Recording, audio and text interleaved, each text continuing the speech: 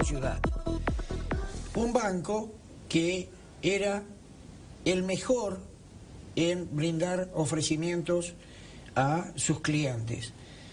Hasta que el gobierno nacional decidió que los depósitos judiciales que debían depositarse en el Banco Ciudad, como una especie de venganza en contra del ingeniero Macri, se lo sacó y obligó a que esos depósitos fueran al Banco Nación. Gracias por haber aceptado la invitación, Rogelio. No, gracias por invitarme. ¿Cómo están sobrellevando ese tremendo golpe que fue para el banco, el que esos depósitos fueran a parar a otro banco y dejaran de estar en ustedes? Bueno, esto yo lo quiero tomar, o prefiero tomarlo como un desafío para el banco. El banco tiene hoy, o no cuenta hoy con un instrumento muy importante para su crecimiento y para brindarle a sus clientes créditos de los más convenientes del mercado, como era contar con los depósitos judiciales, que son depósitos estables en el tiempo y que demandan una tasa de interés baja. Pero esto nos obliga, para mantener ese estatus de calidad, a generar otras herramientas. De hecho, el Banco de la Ciudad, por primera vez en enero de este año, fue al mercado y emitió una obligación negociable, intentando compensar esa caída de los depósitos judiciales, y estamos explorando otras formas de compensar esa situación y de que se sienta lo menos posible, o que los porteños o que los clientes del banco sientan lo menos posible esta maldad, diría yo, que hizo en su momento el Gobierno Nacional de sacarle estos depósitos al Banco de la Ciudad y pasárselos al Banco Nación, que ni siquiera los pedía, porque para el Banco Nación esto casi es una molestia, y para el Banco Ciudad era un instrumento importante. Créditos para vivienda, créditos personales a tasas que otros bancos no lo podían hacer. Sí, no se siente tanto quizá también esta salida de los depósitos judiciales, porque casi en paralelo el gobierno destruyó el mercado inmobiliario con el cepo, con la inflación, así que tampoco hay una demanda tan importante hoy en día de créditos hipotecarios, aunque el Banco Ciudad sigue liderando ese escenario. Pero la demanda y necesidad de la gente para comprar vivienda, eso fue creciendo. Eso sigue en crecimiento, y si uno considera el dato de que hoy en día en la Argentina, después de esta década donde hubo algunos años de crecimiento importante, hay más inquilinos en este momento que los que había 10 años atrás. Es decir, el problema de la vivienda se recrudeció estos años, y es muy difícil desde la banca, aunque sea banca pública que tiene otras obligaciones que exceden a la de la banca privada, solucionar este problema de la vivienda, porque esto es un problema macroeconómico, un problema de decisiones de política que pasan precisamente por haber tenido un modelo que terminó devaluando la moneda como ninguno, y que terminó con un proceso inflacionario que tampoco tienen otros países. Y en consecuencia, devaluación e inflación son dos características que alejan la posibilidad de que la gente cumpla el sueño de la vivienda propia. Yo le escucho a la Presidente que de vez en cuando aparece en cadena, ¿no? Es un abuso de la cadena. Y donde yo me pellizco, porque digo, no puede ser que sea la Presidenta la que habla así. Habla de que tenemos que respetarnos, que hay que aceptar que el otro piense distinto, niega la inflación, niega la inseguridad. Está gobernando en Disneylandia, no en Argentina. Por otra parte, contrario sensu, si vos, es decir, Macri estaba enfrentado, entonces lo vamos a tratar de reventar por el lado que se pueda. ¿De qué democracia estamos hablando? Sí, nosotros por suerte en los últimos tiempos vimos que la Presidenta está más dispuesta al diálogo que en el pasado. Mauricio Macri intentó comunicarse con ella en otros tiempos muchas veces sin respuesta. Hoy por lo menos atiende el teléfono, y creo que ese diálogo es importante porque básicamente nos permite solucionarle problemas concretos a la gente, que para eso estamos los políticos, digamos, precisamente para solucionarle los problemas a la gente. Sin embargo, esta este diagnóstico de la realidad tan distinto a lo que vivimos la mayoría de los argentinos todos los días es preocupante, ¿no? Creer que los problemas en Argentina existen solamente porque los medios lo ponen sobre el tapete es claramente desconocer que en la Argentina hay un problema social muy grave. 1 de cada 4 argentinos es pobre, 1 de cada 10 argentinos está hambreado, la violencia está presente en toda nuestra vida, el narcotráfico ya es una realidad en la Argentina. Digo, hay un montón de cuestiones y de problemas que el gobierno no puede dejar de reconocer, porque si uno no reconoce los problemas tampoco los puede resolver. Te voy a hacer una pregunta que tendría que estar más en la futurología que en lo normal. Pero, ¿qué rescatás de positivo de este gobierno que va a heredar el gobierno que venga y qué rescatás de negativo que va a heredar el gobierno que la suceda? Bueno, ¿Qué pregunta, no? Seguramente la primera pregunta sea más corta que la segunda. A ver, este gobierno me parece que asume en un momento difícil, si bien la recuperación, digamos, de la gobernabilidad me parece que es algo que tiene que compartir con el gobierno inmediatamente anterior. Obviamente se reconstruyó en aquel entonces la gobernabilidad en la Argentina después de una crisis terminal como la del 2001.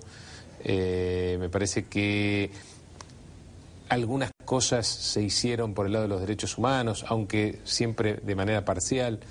Y ellos... Sí, no hay derechos humanos si no es igual para todos. Igual para todos y además tomando en cuenta también que los derechos humanos son para los vivos también, ¿no? Y me parece que tampoco era la mejor forma querer adueñarse de los derechos humanos. Pero bueno, dicho esto, algo hicieron, me parece que tarde, pero por lo menos también reconocieron la necesidad de tener planes que no son universales, pero que tienden a serlo, como la asignación universal por hijo. Me parece que eso es algo que con esta debilidad social en la Argentina es indispensable sostener. Por supuesto mejorar, por supuesto hacerlo universal, por supuesto hacerlo por ley, porque todavía está por decreto, pero bueno, son cosas que uno podría rescatar. Al comienzo del gobierno tuvieron algunos años de superávit fiscal y comercial que uno podría rescatar. La verdad que no mucho más que eso. No, me cuesta encontrar demasiadas otras cuestiones positivas. Hago el esfuerzo de pensarlo, porque me parece que es importante también reconocer lo bueno, pero la verdad que me cuesta encontrar algo más allá de lo que planteé. Y cosas negativas, me parece que quizá la más importante pasa casi por una cuestión cultural, ¿no? El cortoplacismo que históricamente, o que por lo menos en el último medio siglo formó parte de la vida de los argentinos y sobre todo de los dirigentes, creo que se exacerbó como nunca. El horizonte de la Argentina termina en la próxima elección y eso está muy mal, digamos. El próximo gobierno tiene el desafío de que ese horizonte abarque a la nueva generación también, y me parece que eso solo ya modifica un montón de políticas casi automáticamente. La cuestión social me parece que es la herencia más difícil para el próximo gobierno. El gasto público, que ha crecido exacerbadamente como nunca en la historia de la Argentina estos últimos tiempos, sin que eso tenga que ver con un Estado más presente en la Argentina. Yo creo que acá hay mucho gasto público y cada vez menos Estado, ¿no? No hay un Estado que nos cuida, que nos cura, que nos educa, que nos protege, que nos da justicia, y sin embargo tenemos cada vez más gasto público y por consiguiente también cada vez mayor presión tributaria. En la Argentina hace falta un alivio fiscal de una vez por pero todas. mayor presión tributaria porque están nombrando a chicos de la cámpora en todos lados y que van a heredar el gobierno que venga, porque además son inamovibles, porque una vez que están nombrados en el Estado... Eso es relativo. Creo que el próximo gobierno va a tener que revisar bien, sobre todo los últimos nombramientos. Miles de personas de la cámpora están ocupando todos los lugares del Estado. Yo creo que eso se va a poder corregir. Me parece que el Estado... recuperar el Estado es una de las cuestiones primordiales de la agenda que se viene. No hay una estrategia de desarrollo posible sin Estado. el Estado en la Argentina está destruido y la paradoja es que eso convive con el mayor gasto público de la historia, ¿no? Entonces, me parece que eso va a tener que ser una de las cuestiones más trascendentes y quizá más urgentes que tenga la próxima administración, recuperar el Estado, para que sea un Estado al servicio de la gente. Hoy el Estado es al servicio de los dirigentes, de algunos políticos, y eso hay que claramente corregirlo. Otra cuestión fundamental, una herencia muy preocupante que también hay que modificar es el hecho de que la Argentina no forma parte del mundo. La Argentina está aislada de lo que pasa en el contexto internacional y eso no puede ser así. El mundo está lleno de oportunidades para la Argentina, hay que reconciliarse con el mundo. Me parece que el próximo presidente va a tener que ser de alguna manera un canciller generando vínculos comerciales y vínculos de amistad con los países que para la Argentina son estratégicos. Eso me parece que también va a tener que ser una cuestión pendiente. Otra cosa muy negativa que deja este gobierno es, o tiene que ver con la calidad de la educación. Y acá nuevamente se da la paradoja de que nunca se gastó tanto en educación y nunca tuvimos tan pésima calidad de educación como en estos años. El desafío del próximo gobierno es generar reformas en el sistema educativo que nos pongan o que hagan que la educación argentina sea competitiva. Hoy los países desarrollados son los países que venden inteligencia embebida en los productos y la Argentina hoy ha perdido competitividad, ventajas competitivas en ese sentido. El federalismo en la Argentina se ha destruido. Con respecto a la educación, si me permitís una interrupción, hay que salir del lugar 59 entre 65 países como peor educación. Bueno, de 65 países en el 59. Es un desafío. Cuando éramos la ciudad, el país luz para toda Latinoamérica. Sí, bueno, creo que la educación es uno de los sectores donde más claramente se ve la incapacidad de gestión de este gobierno, ¿no? Porque, insisto, nunca se contaron con tantos recursos y nunca tuvimos tan pésima calidad de la educación.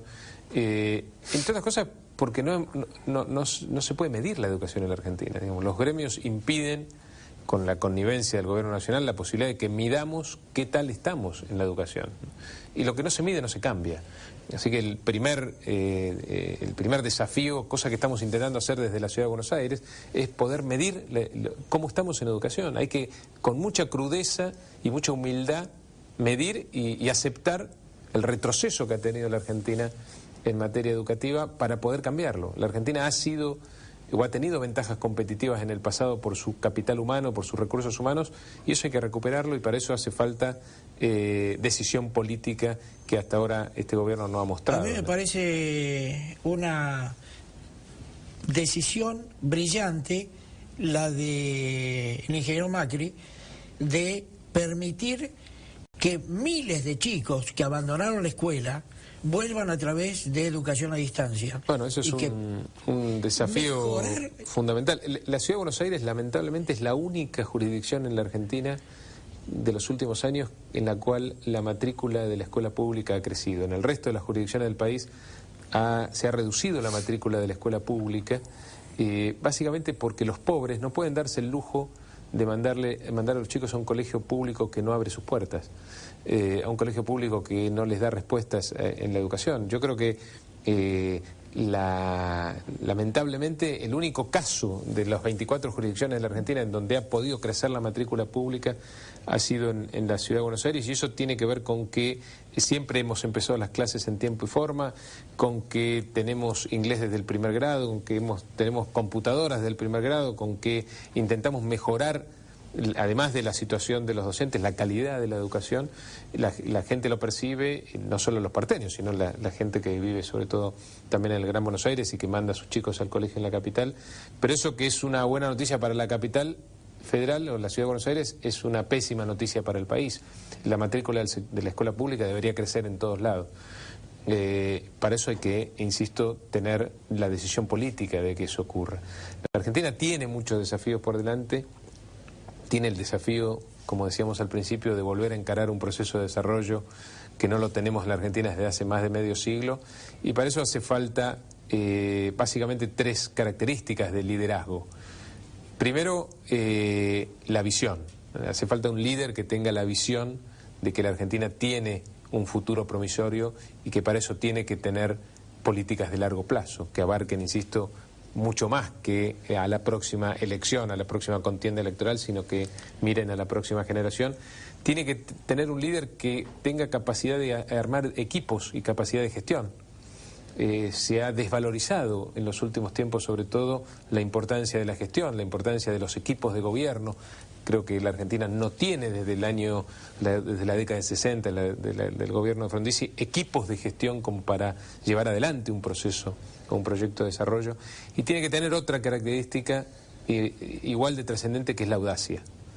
Necesitamos un líder con audacia como para transformar esta realidad. Yo creo que Mauricio Macri tiene estas tres características: la visión, la capacidad de gestión y de armar equipos, y la audacia. Y por eso yo estoy, digamos, además, en este equipo de gestión. Reconoce el problema. Argentina tiene que recuperar algo que es elementalísimo: confianza. Por supuesto. Perdió la confianza no solamente internamente, sino en el mundo, que es peor, ¿no es cierto? Porque si nos tuvieran confianza en el exterior, estaríamos mejor ubicados en el universo de los países. Estamos a la cola de los países. La moneda argentina no sirve para nada. Estuvimos en el exterior unos días con un crucero, y la moneda argentina no la querían ni para propina. Eso es tremendo, tremendo. Además te cambiaban y te cobraban muchísimo más de lo que decían el tipo de cambio. ¿Por qué? Porque nos hemos desvalorizado como sociedad, como país, y lo peor es que no van a decir el gobierno de Cristina Kirchner, dicen Argentina. Sí, tenemos un gran desafío por delante, que es recuperar la imagen de la Argentina en el mundo. Yo creo que tenemos cosas a favor o hechos como para ser optimistas. El mundo nos va a seguir ayudando por un buen tiempo, probablemente no tanto como nos ayudó estos últimos 10 años, y por eso yo soy de los que plantean que hemos desaprovechado en los últimos 10 años quizá la mejor oportunidad que tuvo la Argentina en su historia como para generar las bases de un desarrollo económico, pero ese apoyo externo va a continuar. Yo soy de los que creen que vamos a tener un mundo que nos va a dar una mano todavía en el futuro inmediato, y si tenemos liderazgo con visión, con valentía, con audacia, con capacidad de gestión, la Argentina va a poder recuperar el lugar en el mundo que alguna vez tuvo y que perdió. Yo soy optimista, profundamente optimista, porque la Argentina tiene las características como para hacerlo. Tiene los recursos humanos, los recursos naturales. Insisto, falta decisión política, falta una dirigencia también que esté acorde a los desafíos del momento. Pero la oportunidad está y depende de nosotros. Creo que va a ser un gran desafío el recuperar la cultura del trabajo. Yo he dicho muchas veces aquí que la cabeza de familia dejó de trabajar hace mucho tiempo. El hijo no lo vio al padre levantarse un solo día para ir a laburar temprano. Y el nieto a ninguno de los dos. Son 3 generaciones que hay que recuperar. Una está perdida, la mayor, pero queda las dos, la intermedia y la más joven. Eso es primordial. Pero bueno, qué desafío, cómo se vuelve, cómo volvés a la cultura del trabajo. Yo decía que quizá el peor legado de esta década pasa por lo cultural, ¿no? Y esto tiene que ver mucho con lo cultural. Tenemos que recuperar la cultura del trabajo, la dignidad que da a una familia, a un padre o una madre de familia, poder con su propio esfuerzo sostener el núcleo familiar. Me parece que eso es fundamental. Me parece que indispensable para eso, para ese cambio cultural, el ejemplo de los dirigentes. Yo soy de los que creen que los ejemplos son importantes, así como es importante el ejemplo en la casa, en la familia de cada uno. El mismo ejemplo a nivel del gobierno tiene que partir de esas máximas autoridades, de sus máximos responsables. Entonces hay que tener un ejemplo en términos de ética, de honradez, de capacidad de gestión, de lucidez, de entender lo que está pasando. Si nosotros tenemos dirigentes que nos plantean un país de fantasía, un país con casi paralelo con una realidad paralela a la que vivimos, es difícil tenerle respeto, es difícil que eso nos imprima de alguna manera confianza. Lo que necesita este país es ejemplos de sus dirigentes, y no solamente de la dirigencia política, de la dirigencia en general del país, de los empresarios, de los gremialistas, por supuesto, y como ningún otro de los políticos, pero de toda la dirigencia. Hace falta que la gente perciba buenos ejemplos. Dirigentes, yo creo que ese es un tema del cual hemos caído, la dirigencia, no digo que es inexistente, pero es bastante poca.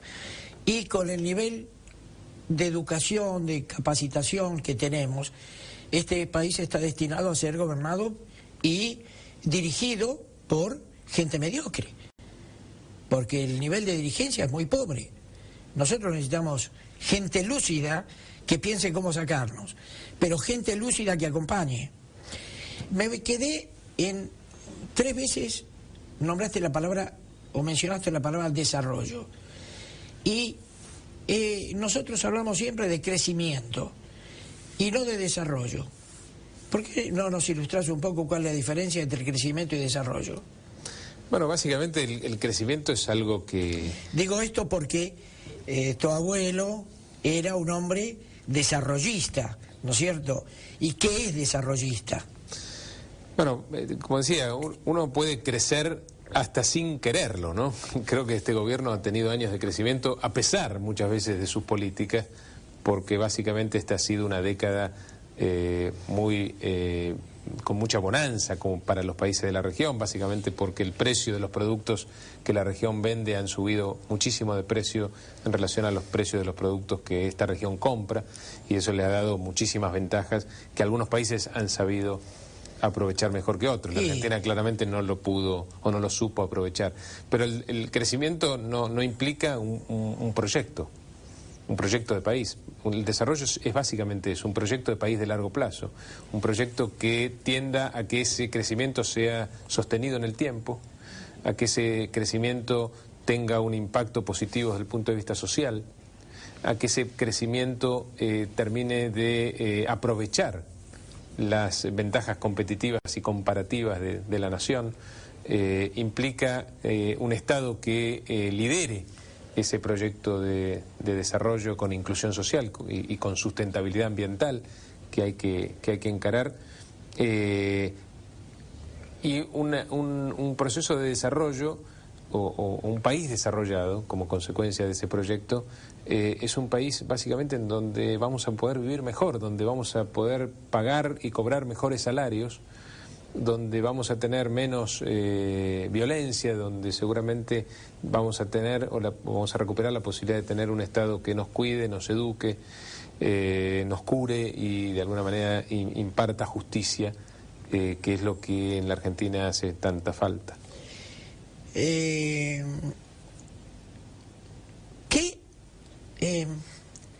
Históricamente el populismo en todo el mundo, ¿cómo terminó? Pero me lo contestás después de la pausa. Bueno, la pregunta que quedó flotando es, históricamente, ¿cómo terminaron los gobiernos populistas? Bueno, en la Argentina tenemos experiencia de sobra en ese sentido, porque diría en los últimos más de medio siglo hemos convivido con el populismo con distintos gobiernos, porque el populismo, a diferencia de lo que muchos creen, no es solo patrimonio del peronismo. Han sido populistas algunos gobiernos militares y algunos gobiernos radicales también. En general, en la Argentina del último medio siglo, cuando a algún gobierno le tocó algún periodo de bonanza, básicamente porque el precio de los productos agropecuarios eran altos, adoptó políticas populistas, se exprimió todo el jugo de esa bonanza sin dejar nada para el futuro, y el gobierno siguiente entendía que tenía solo un camino, que era un ajuste ortodoxo, o llamémosle neoliberal o lo que fuera. Nosotros entendemos que esa sucesión de políticas populistas seguidas de ajustes ortodoxos evidentemente no es el camino para la Argentina. Este es el primer gobierno o la primera administración en la cual conviven esos dos procesos. Ha sido el gobierno más populista de la historia porque ha sido el gobierno que ha contado con más recursos en la historia, y ahora es el gobierno que aplica un ajuste ortodoxo a la medida del Fondo Monetario Internacional, devaluando, aumentando las tarifas, aumentando las tasas de interés, bajando los salarios por debajo de la inflación, con intenciones ciertas de endeudarse. Es decir, todo el recetario del fondo lo cumple el mismo gobierno que ha sido el más populista de la historia. Hay una alternativa a esa sucesión de populismo y ajustes ortodoxos. Esa alternativa es el desarrollo, y nosotros desde el espacio político del PRO o Mauricio Macri directamente, además de proponer una tercera vía desde lo electoral, proponemos una tercera vía también desde lo ideológico o desde la política económica, que pasa por dejar a un lado el populismo y el ajuste ortodoxo neoliberal y pasar a pensar en una estrategia de desarrollo nacional. Última pregunta. Con el 3% de inflación mensual, ¿viene otra devaluación? Bueno, el gobierno se vio forzado de alguna manera, tuvo muchas presiones devaluatorias a fines del año pasado, devaluó la moneda como ningún otro país en el mundo en ese momento, y a mediados del mes que viene probablemente por la inflación el efecto de esa devaluación se haya esfumado, y lo más probable es que a partir de mediados de año volvamos a tener las mismas presiones devaluatorias que en diciembre del año pasado. Básicamente esto demuestra que el camino no es ese, que no hay soluciones mágicas, que ojalá fuera tan fácil resolver los problemas en la Argentina modificando el valor de la moneda. Además no es que el dólar suba en la Argentina, lo que se desploma permanentemente es el valor del peso. No hay atajos. Mi abuelo solía decir que el desarrollo no es una cualidad de las monedas, es una cualidad de la transformación estructural del país. Y eso obviamente vamos a tener que dejarlo para otra administración, ¿no? Porque este modelo o este gobierno evidentemente demostró que no le encuentra la vuelta a la solución de los problemas de la gente. Rogelio, gracias por habernos acompañado. Gracias. Yo creo que el PRO está bien encaminado como para poder aspirar a la presidencia de la Nación, porque no hay duda que hay de todos los dirigentes, hay 2 o 3 que se destacan. Gracias. Gracias por la invitación. Vamos a un corte, señor director.